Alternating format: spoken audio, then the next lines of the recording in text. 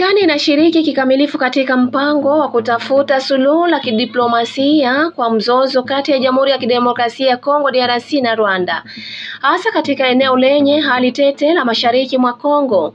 Kulingana na duru za kidiplomasia zilizotajwa na vyombo vya habari, Washington imefanya uondoaji wa wanajeshi wa Rwanda, silaha na zana za kijeshi kutoka eneo la Kongo kuwa sharti la kusaini makubaliano ya amani.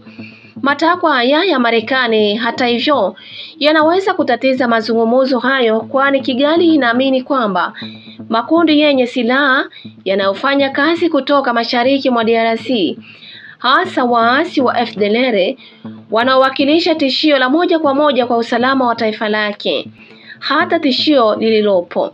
Mpango huo unaongozwa na utawala wa rais wa zamani na rais wa sasa wa Marekani Donald Trump, ambaye wajumbe wake wanafanya kazi nyuma ya pazia ili kupata makubaliano ndani ya muda mfupi.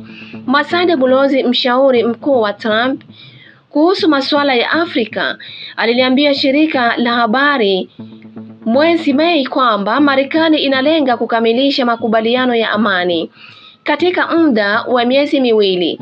Zaidi ya masharti ya usalama, matarajio ya Marekani katika upatanishi huu ni sehemu ya mkakati mpana wa kijiografia. Eneo la mashariki mwa DRC linajulikana kwa rasilimali zake kubwa za asili, ikiwa ni pamoja na tantalum, dhahabu, kobalti, shaba na lithium, madini ambayo ni ya kimkakati kwa sekta ya kiteknolojia na mpito wa nishati.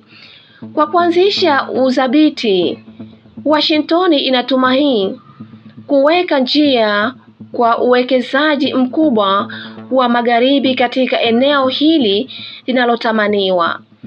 Rasimu ya makubaliano ya amani ambayo hayana tarehe ilionekana na vyombo vya habari na kuthibitishwa na vyombo vine vya kidiplomasia inaeleza wazi kwamba kuondoka kwa majeshi ya Rwanda ni sharti la kuhitimishwa kwa mkataba huo. Hata hiyo, iliripotiwa kuandaliwa na maafisa wa Marekani na inaweza kuashiria hatua madhubuti katika mchakato wa amani ikiwa itakubaliwa na pande zote mbili.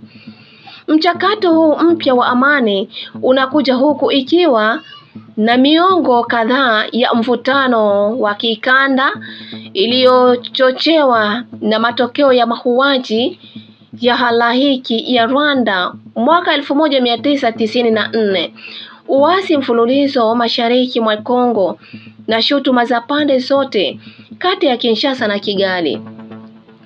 Ushiriki wa moja kwa moja wa Marekani, ambao hapo awali ulikuwa wa tahadhari, unaonyesha nia mpya wa kuunda upya ushawishi wake katika Afrika ya Kati kupitia diplomasia ya utulivu na uwekezaji.